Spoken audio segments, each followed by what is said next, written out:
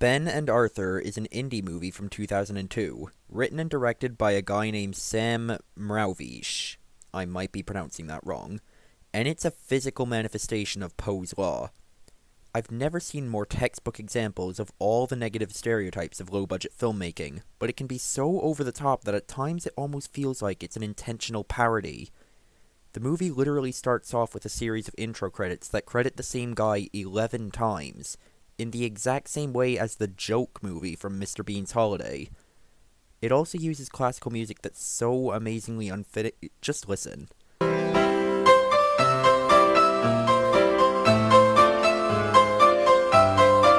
Yeah, The Entertainer really gets me in the mood for a romance thriller about the conflict between a gay couple and the religious zealot brother of one of them.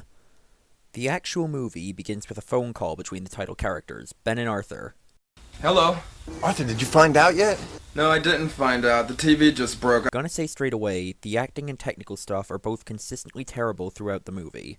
The delivery is always unnatural, the sound effects and music are both terrible and inappropriately used.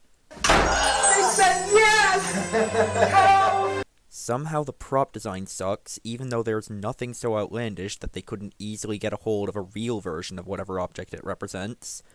There's often a ton of white noise in the background, and you can see for yourself how terribly it's shot.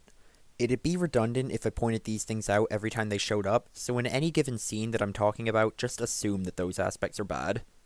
Anyway, the first of many recurring problems with this movie starts in this opening scene, when instead of them simply hanging up at the end of the aforementioned phone call, one of their phones randomly runs out of battery. Hello? Hey Ben, I'm losing you. I think your cell phone's dying. Arthur, my battery's low. I'm losing you. This doesn't seem like much at first, but as it went on, I found that this movie is obsessed with random things like that just happening for no reason. While most of the other problems with this movie are either laughable or irritating, this one is just confusing. If it were just instances where it's obviously supposed to fill in time so the movie's at least 80 minutes long, or very minor things like the battery thing, I wouldn't really think much of it, but some of them are very weird. Later on, there's a dance audition scene where they make the conscious decision not to have music. Characters even point out in the scene. And it's not like they couldn't get the rights to any dance music, because they play some at other points in the movie.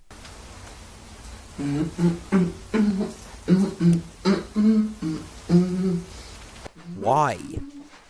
So anyway, the title characters find out that gay marriage is being legalized in Hawaii, but after a packing montage, they find out that the change won't be made in time for the trip they'd planned, so they start having a conversation about how disgruntled they are. In this scene, it becomes obvious that every line of dialogue was recorded individually, rather than having the actors go through the conversation in a single take, probably because they had to use whatever actor wasn't in frame at the time as the cameraman, and it results in a lot of moments where actors really seem like they did not have a sense of who they were talking to or what they were responding to.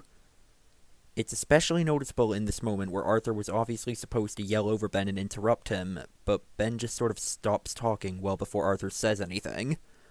Look, in another 2 years... Fucking another 2 years, Ben! And as if the message of the movie wasn't obvious enough from just hearing the basic plot description, all semblance of subtlety is removed when Arthur starts yelling and going on a rant about how unfair it is for gay people in America. This lack of subtlety is by far the most annoying thing about this movie. 3 of the next 4 scenes are completely dedicated to characters going on rants about their beliefs. In the next scene, Arthur goes on another rant, this time about women and marriage. Then Ben's wife goes on a rant about how gay people are just confused, and by far the worst character for this is Arthur's brother.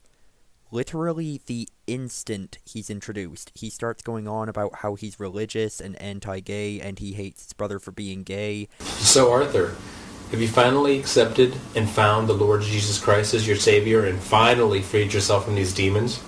And he reiterates this over and over again. It gets repetitive real fast, and he continues doing it in just about every scene he's in for the entire rest of the movie. Also, going back to my Poe's Law point, this brother character, he's the most cartoonish portrayal of a Christian that you could possibly imagine. They try to portray him as this intimidating and serious villain, but then he has plans like taping a bottle of secret holy water formula to his brother's door and expecting him to drink it. The other characters have their ridiculous moments as well, but none of them hold a candle to this guy. The next few scenes all contain some of those random additions I was talking about. After talking to a lawyer about the possibility of a legal battle over getting it recognized in their home state, the main characters fly to Vermont to obtain their marriage. During the ceremony, everything comes to an abrupt stop for a second as the main characters realize they don't have the rings. May I have the rings? When they can't find any, the priest just says it doesn't matter and continues the ceremony. So why was it pointed out at all? Who knows, and this never comes into play again.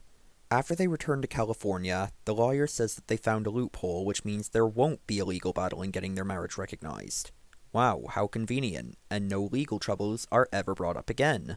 What a necessary addition to the movie. Then, the brother decides to hire a private investigator so he can spy on the main duo.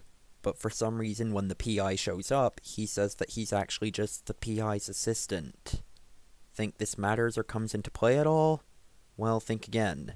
Now here we have what I would consider to be possibly the most poorly communicated scene in the history of cinema. The PI calls the brother and says that he has the information that the brother was looking for. We, the audience, are not told what this information is, so I guess we just have to assume that it's shown in the coming moments. The brother then approaches a garage door and sneaks in after a red car. Finally, as the person in the car performs the slowest reverse parking job in history, the brother runs up to the car, pulls out a gun at the very last second, and kills the driver, and that's the scene. I was very confused the first time I watched this movie.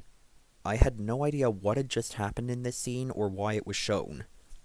It was only when I was reading the plot summary on Wikipedia later did I find out that this was supposed to be the death scene of the lawyer character from earlier. Upon rewatching, I decided to try and find out if I was just stupid or if the movie had actually communicated an event like this that poorly.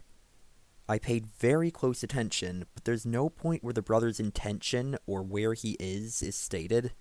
There's no establishing shot showing who's inside the car, and it's not like I could even piece it together based on how it affected the plot, because it didn't really affect the plot. I did catch a few pretty offhand lines about it much later in the runtime. That was Margaret, Who's Margaret? our attorney's secretary. Someone killed her. But that's it. There's letting your audience figure things out for themselves, and then there's not even giving them the basics. All you had to do was either have the PI or the brother say where this scene was taking place, or have a half-decent establishing shot showing who's inside the car.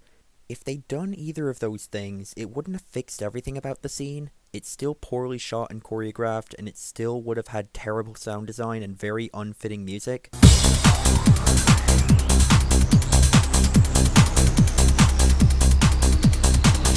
But at the very least, we would have had some idea as to what happened in it. After this, the movie starts introducing a bunch more conflicts and side plots, which it subsequently gets bored of and resolves or concludes in the same scene that they're introduced in. Ben's wife returns and threatens Ben with a gun to try and get him to remarry her. Hi, Ben. Tammy, what are you doing here? Remember me? But a poorly choreographed fight scene happens, Ben tells her to get out, and she never shows up again for the rest of the movie. Soon after, the main duo's bike is stolen, and they get into a fight about whose fault it was. Despite the scene ending with Ben punching Arthur in the face because Arthur refused to take responsibility, even though it was his fault, both main characters just forgive each other, and this is never brought up again. Then, that stupid holy water thing I mentioned earlier happens. I can see why I always forget about this middle half hour of the movie. Nothing remotely related to anything happens in it. And there are several more scenes and mini-plots that I didn't even bother mentioning. The only new conflict introduced in this part that the movie actually commits to is that the brother's church suddenly decides to kick him out because he's related to a gay man. How and why this is happening now, when it's later made clear that this priest has no idea who Arthur is, and he and his brother hadn't been in contact for over 7 years before the start of the movie, I have no idea. Okay, I know I said I wasn't going to point out technical stuff because it would just be redundant, but seriously, just look at this church set.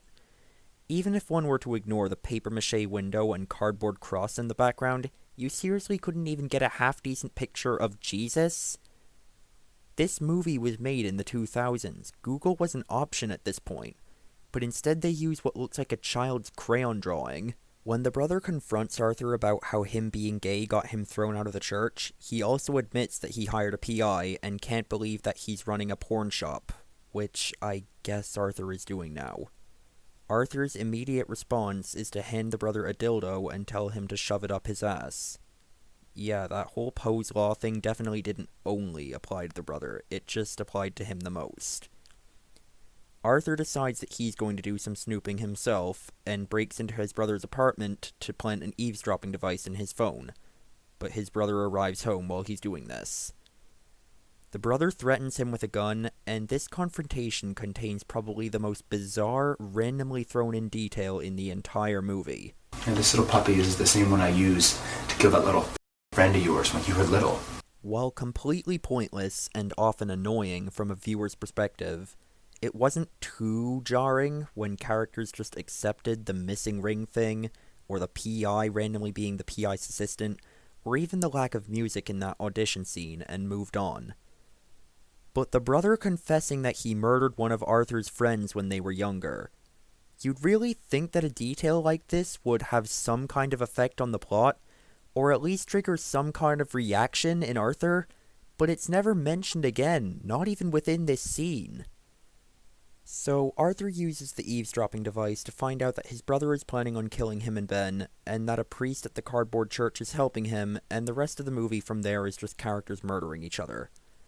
Arthur chloroforms the priest, and I guess he burns the cardboard church down? The brother shows up at the apartment and kills Ben, then forcefully baptizes Arthur, and then before the movie ends, it decides it has to throw in one more of those random things I was talking about. Arthur decides to try and seduce his brother. Victor. Arthur? Don't.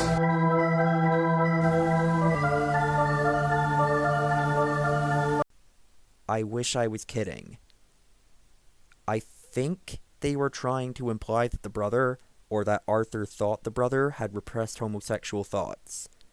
Even ignoring the fact that this wasn't set up at all, and relies entirely on the homophobes or closeted gays stereotype, which is never stated within this movie, by the way. He's your brother! Yeah, it doesn't work, they just end up shooting each other and they both die. And then this is their music choice for the credits.